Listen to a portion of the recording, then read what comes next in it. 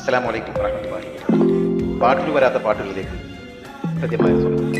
ഇന്ന് പാട്ടിന് വരാത്ത പാട്ടുകളുടെ കൂട്ടത്തിൽപ്പെട്ടതാണെന്ന് ആരോപണമുള്ള പാട്ടിന് വന്ന പാട്ടുകളുടെ കൂട്ടത്തിൽപ്പെട്ട മനോഹരമായ ഒരു ഗാനം സിദ്ദീഖ് കുരുവമ്പോയിൽ രചന നിർവഹിച്ച, റിസ്വാൻ അബ്ലു സംഗീതം നിർവഹിച്ച ഉണ്ടോ ഈ ദുനിയാവിൽ ഒന്നേതായല്ലാതെ ഒന്നതല്ലാത്തതൊന്ന് എന്ന് തുടങ്ങുന്ന മനോഹരമായ ആസ്വാദന മികവുള്ള ഒരു ഗാനം തന്നെയാണിത്.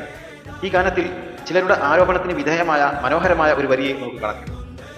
നിന്നിൽ നീയൊന്ന് നോക്ക്, നിന്റെ ഉള്ളുണ്ട് ഹക്ക്, പിന്നെ എന്തിന്നീ ശക്തി. നിന്നിൽ നീയൊന്ന് നോക്ക്, നിന്റെ ഉള്ളുണ്ട് ഹക്ക് എന്ന് പറഞ്ഞാൽ നിന്റെ ഉള്ളിലുണ്ട് ഹക്ക് എന്നാണ് അവിടെ ഉദ്ദേശിച്ചിരിക്കുന്നത്. പദ്യത്തിന് വേണ്ടി ഒരക്ഷരത്തെ മാറ്റി നിർത്തിക്കൊണ്ടുള്ള ഒരു പ്രയോഗമായിട്ടാണ് എനിക്കിതിൽ നിന്ന് മനസ്സിലാവുന്നത്. ഈ ഒരു പോർഷനാണ് ഇവിടെ ആരോപണ വിധേയമായിട്ടുള്ള ഭാഗം.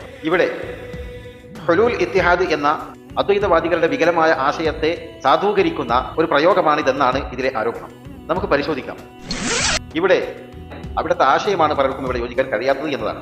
സത്യത്തിൽ ഇതിന്റെ ഈ ഒരു പ്രയോഗത്തിൽ ഒന്നും ചിന്തിക്കാനില്ല. ഇത് ഇസ്ലാമിക വിരുദ്ധമായ ഒന്നും ഇതിലില്ല. ഇവിടെ നിന്റെ ഉള്ളിലുണ്ട് ഹക്ക് എന്ന് പറഞ്ഞാൽ നിന്റെ ഹൃദയത്തിൽ അള്ളാഹു കുടിയിരിക്കുന്നു എന്നല്ല, അള്ളാഹുവിന്റെ സ്മരണയുണ്ട് നിന്റെ ഹൃദയത്തിൽ, അതിലേക്കൊന്ന് നോക്ക് എന്നാണ്.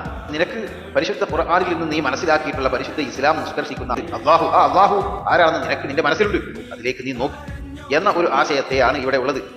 ഉമ്മമാർ നമ്മുടെ കുട്ടികളെ ആട്ടിയുറക്കുന്ന സമയത്ത് പാടി പതിഞ്ഞ ഒരു മനോഹരമായ വരിയാണ് ഹസ്ബി റബ്ബി ജല്ലല്ലാഹ് മാ ഫീ ഖൽബി ഗൈറുല്ലാഹ് നൂറ് മുഹമ്മദ് സ്വല്ലല്ലാഹ് ഹഖ് ലാ ഇലാഹ ഇല്ലല്ലാഹ്.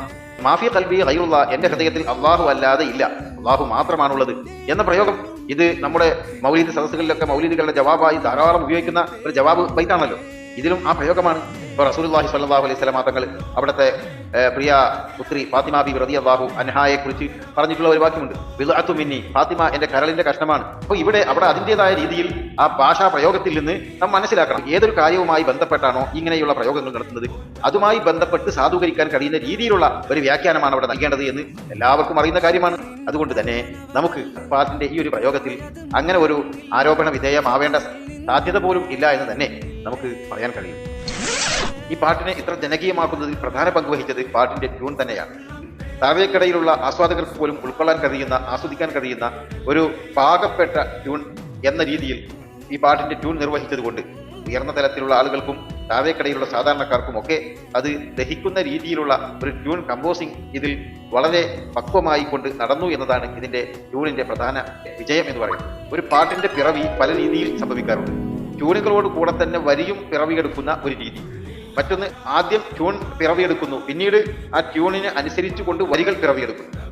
മറ്റൊന്ന്, ആദ്യം ഒരു കൃത്യമായ വൃത്തത്തിൽ വരികൾ നിർമ്മിക്കുന്നു, പിന്നീട് ആ വരികൾക്ക് ട്യൂൺ നൽകുന്നു. ഇങ്ങനെ 2-3 രീതിയിൽ നമുക്ക് പാട്ടിന്റെ പിറവികളെ സംബന്ധിച്ച്, ട്യൂണിന്റെ പിറവികളെ സംബന്ധിച്ച് നമുക്ക് പറയാൻ കഴിയും. ഏത് രീതിയും ഉൾക്കൊള്ളാം.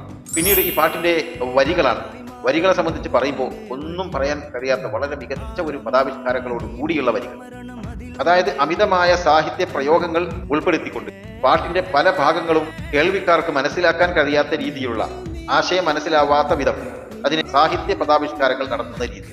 അതിനു പകരം സാധാരണ ആളുകൾ ഉപയോഗിക്കുന്ന പദാവിഷ്കാരങ്ങൾ കൊണ്ട് ക്രമീകരിച്ചു എന്നതാണ് ഇതിന്റെ ഒരു രചനയെ സംബന്ധിച്ച് പറയാവുന്ന ഏറ്റവും മികച്ച വിജയം എന്ന് പറയുന്നത്. എന്തായാലും വളരെ മനോഹരമായ ഒരു ഗാന പ്രേക്ഷകരിലേക്ക് സമർപ്പിച്ച ഇതിന്റെ പ്രവർത്തകർക്ക് ഒരുപാട് നന്ദിയും ആശംസയും അഭിവാദ്യങ്ങളും അർപ്പിക്കുന്നു.